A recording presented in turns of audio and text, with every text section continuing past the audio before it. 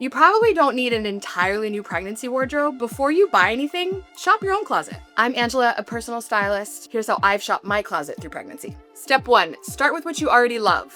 Don't start by asking what fits. Start by asking what you still want to wear, what you still feel good in. So think about your favorite dress, your favorite oversized button down, your favorite stretchy skirt. Those are the pieces that you'll build around. Step 2, the easiest pieces to keep wearing are the ones that have built-in flexibility. Think about pleats, dresses with stretch, elastic waistbands, easy layering knits, oversized silhouettes that give you open layers.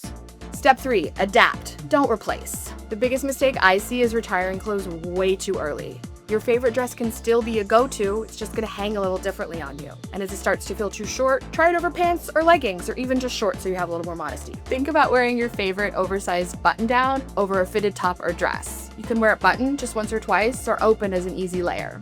Your favorite blazer can still work for you. If it fits right in the shoulders, just leave it open. It'll be comfortable no matter what.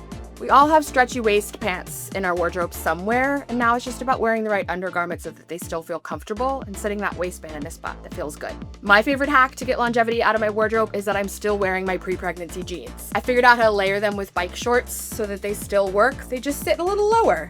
Put on a pair of bike shorts underneath, pull the jeans up to where they're comfortable, and then just simply fold until you have that cute little band. Your elastic waist pants that already have give, wear it wherever it's comfortable on you. Maybe early on it's better up high, but a little later you might need to put it below your belly. And remember, what works in your first trimester might not work in your third. As your body changes, you might need to add some foundational pieces, leggings, some layering tanks, in order to keep the rest of your wardrobe really working for you.